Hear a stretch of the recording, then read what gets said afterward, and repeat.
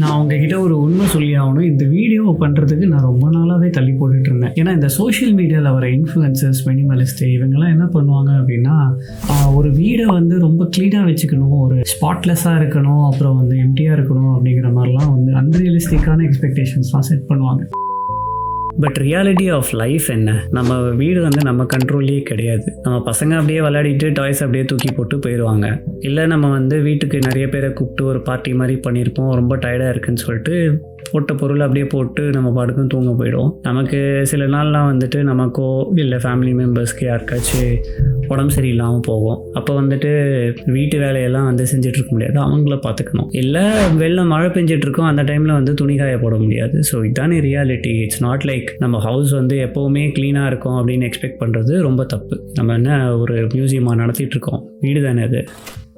நம்ம வீடு இருக்குல்ல, அது வந்து ரொம்ப பெரிய பவர்ஃபுல்லான ஒரு மேக்னெட். அது வந்து அதோட ஆற்றலை வந்து நமக்கு நிறைய விதத்தில் காட்டும். இருக்கிற மக்களை விட்டுரும், ஆனால் ஒரு பொருள் உள்ள வந்துடுச்சுன்னா அதை வந்து லேஸில் விட்டுறாது. இதனோட விளைவே என்ன?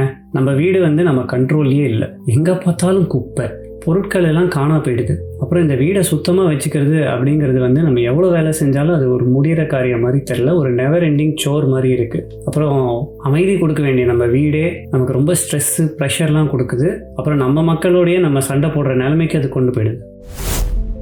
இந்த நிலைமை மாறணும்னு எல்லாருக்குமே ஆசை தான், ஆனால் வந்து எனக்கு அதுக்கெலாம் டைம் கிடையாது. அப்புறம் எனக்கு வந்து க்ளீனிங் நினச்சாலே அது ஒரு ரொம்ப ஸ்ட்ரெஸ்ஃபுல்லான ஒரு விஷயம். ஸோ நான் அதை வந்து ரொம்ப அவாய்ட் பண்ணுவேன் அப்படின்னு நம்மள நிறைய பேர் இருக்காங்க. ஒன்று மட்டும் புரிஞ்சுக்கோங்க, பெரிய பெரிய மாற்றங்கள் பண்ணுறதுக்கு நீங்கள் வந்து ரொம்ப பெரிய பெரிய எஃபர்ட் எடுக்கணும்னு அவசியமே கிடையாது. ஸோ இந்த வீடியோவில் நான் வந்து சில ரூல்ஸ் சொல்ல போனேன், அதை நீங்கள் ஃபாலோ பண்ணால் மட்டும் போதும். உங்கள் வீடு வந்து க்ளீனாக இருக்கும். இது தவிர உங்கள் கோல்ஸ் மேலே நீங்கள் ஃபோக்கஸ் பண்ணுறதுக்கு உங்களுக்கு டைமும் கிடைக்கும். அப்புறம் உங்களோட பிரெயின் பவர் வந்து க்ளீனிங்கில் வேஸ்ட் ஆகாமல் பார்த்துக்கலாம். ஸோ வீடியோக்குள்ளே போயிடலாம். Number 1, keep your flat surfaces empty.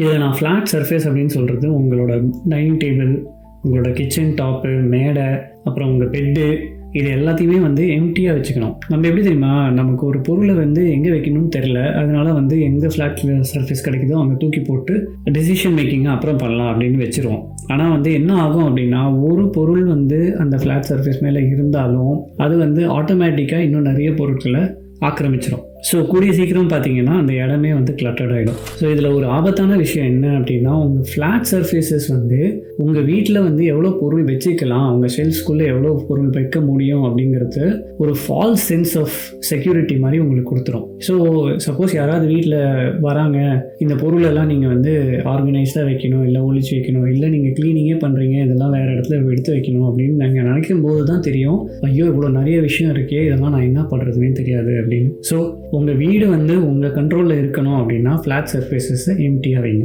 இந்த பாயிண்ட் உண்மை தான் ப்ரோ, நானும் என் கிச்சன் டாப்பில் வந்து எக்கச்சக்க ஐட்டம் வச்சுருக்கேன் அப்படின்னு வந்து நீங்கள் அட்மிட் பண்ணுற மனப்பக்குவம் உங்களுக்கு இருந்ததுன்னா கமெண்ட்ஸில் சொல்லுங்கள்.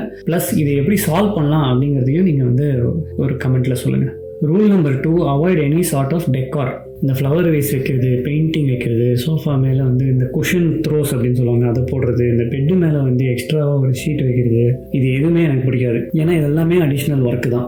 என்னோட வீட்டில் வந்து பசங்க நிறைய இருக்காங்கிறதுனால நான் இந்த டெக்கார் ஐட்டம்ஸே வாங்க மாட்டேன். இந்த மாதிரி காஸ்ட்லியான விஷயங்கள்லாம் வாங்க மாட்டேன். அதை ஏன் வாங்கிட்டு அதுக்கப்புறம் அதை உடஞ்சிருச்சுன்னு ஃபீல் பண்ணுறது, அதெல்லாம் வைக்காது. இந்த டைனிங் டேபிள் மேலே கிளாத் வைக்கிறது, அப்புறம் வந்து இந்த மேடைக்கு மேலே கிளாத் வச்சு அதுக்கு மேலே வந்து நம்மளோட வெசல்ஸ் எல்லாம் வைக்கிறது, அதெல்லாம் நானும் ட்ரை பண்ணேன்.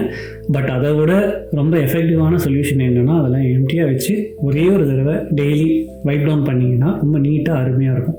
Point number 3, do not fold clothes.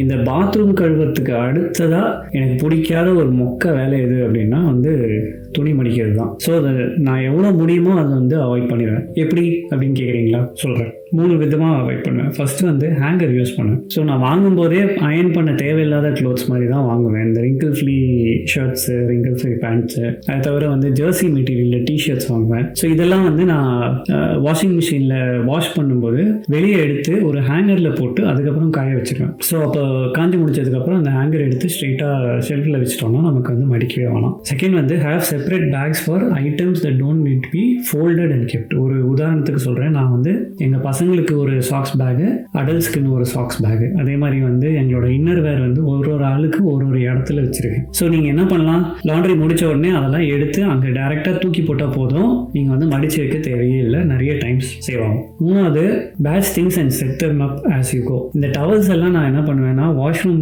கர்டனில் ஒன்று, அதுக்கப்புறம் வந்து டவல் ரேக்கில் ஒன்று அப்படின்னு நான் வச்சுருவேன். அது ஃபோல்டே பண்ண தேவையில்லை. அது தவிர என்ன பண்ணுவேன் அப்படின்னா, நம்ம பசங்க வந்து ஸ்விம்மிங் போகிறாங்க அப்படின்னா அந்த ஸ்விம்மிங் செட்டு, அதாவது அவங்களுக்கு சேஞ்ச் ஆஃப் க்ளோத்ஸு, டவலு, அப்புறம் அந்த ஸ்விம்மிங் சூட்டு, இது எல்லாத்தையுமே தூக்கி பேக்ஸில் போட்டு வச்சுருவேன். பேட்மிண்டன் போகிறாங்களா, அவங்களோட shoe, socks, badminton T-shirt, shorts, மாற்று துணி, இது எல்லாத்தையும் தூக்கி ஒரு பேக்கில் வச்சுருவேன். ஸோ இந்த மாதிரி நான் செப்பரேட்டாக வைக்கும்போது நான் அதெல்லாம் மடித்து வைக்க மாட்டேன், பேக்கில் வச்சு அடக்கி வச்சுருவேன். அண்ட் இதோட பெனிஃபிட் என்ன அப்படின்னா, நீங்கள் வந்து ஒரு அக்கேஷனுக்கு நான் என்ன போடுறது அப்படின்னு நீங்கள் தேடும்போது மற்ற துணிக்கு நடுவில் இதுவும் வராது. ஸோ நீங்கள் அதை ஏதாவது உருவும்போது விழுந்து அந்த மாதிரிலாம் வந்து உங்களுக்கு துணி கசங்கிற மேட்டரே கிடையாது.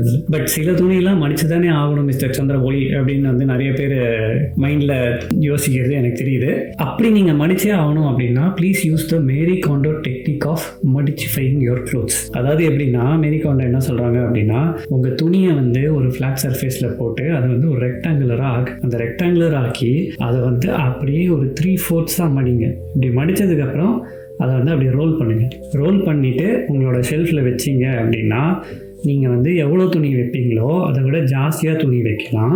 ரெண்டாவது விஷயம், நீங்கள் வந்து ஒரு விஷயத்தை எடுக்கிறீங்க அப்படின்னா என்ன எந்த கலரு, என்ன டிஷர்ட்டு எடுக்க போகிறீங்க அப்படின்னு நீங்கள் இதை மேலோட்டமாக பார்த்தே எடுத்துடலாம். முன்னாடிலாம் நம்ம என்ன பண்ணுவோம் அப்படின்னா வர்டிக்கலாக வந்து அதை மடித்து வைப்போம். அப்படி வைக்கும்போது நீங்கள் ஒரு 5வது ஐட்டம் நான் உருவுறேன் அப்படிங்கிறச்சு மேலே இருக்கிறதெல்லாம் தொப்புன்னு விழுந்துடும். ஸோ நீங்கள் திருப்பி எஃபர்ட் போட்டு அதை மடித்து வைக்கணும். ஸோ அதுக்கு பதிலாக மேரி காண்டோ மெத்தடை யூஸ் பண்ணி பாருங்கள். ரொம்ப கேம் சேஞ்சராக இருந்துச்சு எனக்கு. ஏன்னா ஒரு 3 மாதத்துக்கு ஒரு தடவை நான் ரீஅரேஞ்ச் பண்ணால் போதும், அது வரைக்கும் நம்ம ஷெல்ஃப் வந்து அப்படியே தான் இருக்கும். Number 4, don't be shy to bin items. இந்த மிடில் கிளாஸ் மென்டாலிட்டி நமக்கு ரொம்பவே இருக்குது. நம்ம வந்து என்ன பண்ணுவோம், எல்லாத்தையும் சேவ் பண்ணலாம்னு நினைப்போம். நீங்கள் பணத்தை சேவ் பண்ணிங்கன்னா அது ஒரு நல்ல விஷயம் தான், நான் இல்லைன்னே சொல்லலை. பட் நம்ம என்ன பண்ணுவோம் அப்படின்னா, நம்ம மைண்டெல்லாம் இந்த பால் பேக்கெட்டு கவரை வந்து சேர்க்குறது, அதுக்கப்புறம் வந்துட்டு ஷாப்பிங் பேக்ஸை சேர்க்குறது, கார்ட்போர்ட் பாக்ஸ் வந்தால் அதை சேர்க்குறது, எதுக்காவது ஒரு செகண்டரி யூஸ் மாதிரி அதை பண்ணிடலாம். இல்லை வந்து டேக்அவே ஃபுட்டில் வந்து ஒரு டப்பா கொடுப்பாங்க, அதை வந்து மைக்ரோவேவபிள், அதனால நான் அதை வச்சுக்கிறேன் அப்படின்னு சொல்லிட்டு அதை சேவ் பண்ணுறது, இதெல்லாம் நம்ம பண்ணிகிட்டு இருக்கோம். கூடிய சீக்கிரமே இதெல்லாம் உங்கள் வீடை வந்து ஆக்கிரமிச்சிடும். ஸோ நீங்கள் என்ன பண்ணுங்கள், எவ்ரி 15 டேஸ்க்கு ஒரு தடவை இதெல்லாம் தூக்கி போட்டுருங்க. ஏன்னா உங்களுக்கு ஷுவராக புது ஸ்டாக் வந்துக்கிட்டே தான் இருக்கும்.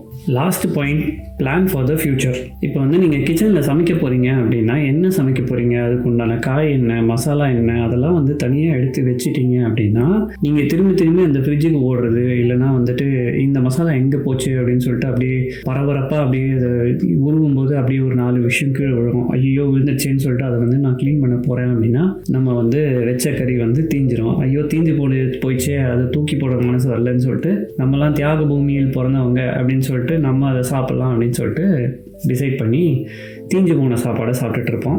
இது எல்லாமே பண்ண தேவையில்லை. நீங்கள் கொஞ்சம் அஹெடாக பிளான் பண்ணி நீங்கள் வந்து எக்ஸிக்யூட் பண்ணீங்க அப்படின்னா வீடு வந்து நீட்டாகவும் இருக்கும், நீங்கள் வந்து ஸ்ட்ரெஸ் இல்லாமையும் குக் பண்ணலாம். இந்த பிளானிங் வந்து குக்கிங்கில் மட்டும் கிடையாது, நீங்கள் நிறைய விஷயத்தில் இதை வந்து பிளானிங் பண்ணலாம். நெக்ஸ்ட் டே ஆஃபீஸ் போகிறதுக்கு முன்னாடி நாள் நைட்டு நீங்கள் க்ளோத்ஸ் எடுத்து வச்சிடலாம். அதுக்கு பிறகு நீங்கள் வந்து என்ன போட்டுக்கிறது அப்படின்னு உருவும் போது மற்ற விஷயத்துக்கு வருது, அந்த டென்ஷன்லாம் நீங்கள் வந்து ஈஸியாக அவாய்ட் பண்ணிடலாம். அப்புறம் உங்களுக்கு என்னென்ன விஷயம் வந்து வேஸ்ட் ஆக போகுது, என்னென்ன விஷயம் எக்ஸ்பயர் ஆக போகுது அப்படிங்கிறது வந்து ஃப்ரிட்ஜில் ஃப்ரண்ட்டில் வச்சிங்க அப்படின்னா நீங்கள் அடுத்த வாட்டி குக் பண்ணும்போது அதை வச்சு நீங்கள் குக் பண்ணுவீங்க. உங்களுக்கு நிறைய மணி சேவும் ஆகும், திங்ஸும் நீங்கள் வந்து ஃப்ரூட்ஸ் அண்ட் வெஜிடபிள்ஸும் நீங்கள் வந்து கரெக்டாக யூஸ் பண்ணுவீங்க. காலையில் எழுந்திரிச்ச உடனே நம்ம பெட்டை வந்து செட் பண்ணி வச்சிட்டோம்னு வச்சுக்கோங்களேன், சாயந்தரம் எவ்வளோ டயர்டாக இருந்தாலும் நீங்கள் போயிட்டு அந்த வேலையை செய்ய வேணாம், டேரெக்டாக போய் டவால் படுத்து தூங்கிடலாம். வீக்லி மீல் பிளானிங் செஞ்சு பேட்ச் குக்கிங் பண்ணிங்க அப்படின்னா நம்பர் ஆஃப் டைம்ஸ் நீங்கள் வந்து குக் பண்ணுறது கம்மியாகும், அதுக்கு ஏற்ற மாதிரி நம்பர் ஆஃப் டைம்ஸ் நீங்கள் வாஷ் பண்ணுறதும் கம்மியாகும். அப்புறம் வீட்டுக்கு ஒரு ஷட் டவுன் ரொட்டீன் வச்சுக்கோங்க.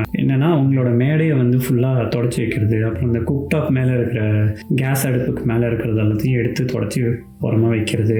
அப்புறம் சப்போஸ் வேக்யூம் போட போகிறீங்க அப்படின்னா வந்து உங்களோட ஃப்ளோரை வந்து ஃப்ளாட்டாக அதில் ஒன்றுமே இல்லாத மாதிரி எம்டியாக வச்சுக்கிறது. இதெல்லாம் நீங்கள் பண்ணீங்க அப்படின்னா நெக்ஸ்ட் டே மார்னிங் நீங்கள் வரும்போது உங்கள் வீடு வந்து உங்களுக்கு ரொம்ப பிடிச்சி ஒரு ஸ்ட்ரெஸ் ஃப்ரீயாக இருக்கும். இது போல் நிறைய மானே தேனே பொன்மானே டைப் ஆஃப் ஃப்யூச்சர் பிளானிங்லாம் நம்ம வந்து பண்ணலாம். ஸோ இதனால எனக்கு என்ன பெனிஃபிட் அப்படின்னு நீங்கள் கேட்டிங்கன்னா, நம்ம லைஃப் அண்ட் பிளாக் சேனல்னு ஒரு பேர் வச்சுட்டு லைஃப்பில் வந்து எது எதையுமே அன்லாக் பண்ணலன்னா எப்படி? ஸோ இந்த வீடியோவில் உங்களுக்கு மோஸ்ட் இம்பார்ட்டன்ட் பெனிஃபிட் வந்து 2. ஒன்று, உங்கள் டைம் வந்து கிடைக்கும். 2வது வந்து நீங்கள் ஸ்ட்ரெஸ்டாக இருக்க மாட்டீங்க. இந்த எக்ஸ்ட்ரா டைம் வச்சு நீங்கள் என்ன பண்ணலாம் அப்படின்னா, உங்கள் கோல்ஸ் மேலே ஃபோக்கஸ் பண்ணலாம். இல்லைனா ரொம்ப நாளாக சொல்லிட்டு இருந்தீங்கல்ல, ஒரு 30 மினிட்ஸ் இருந்துச்சுன்னா நான் வந்து கொஞ்சம் ஃபிட்னஸ் பண்ணுவேன், இல்லை எங்கள் பசங்களோட வந்து நான் வந்து இன்னும் டைம் ஸ்பெண்ட் பண்ணுவேன் அப்படின்லாம் டைலாக் அடிச்சிருக்கோம் நம்ம ஃப்ரெண்ட்ஸ் கிட்ட.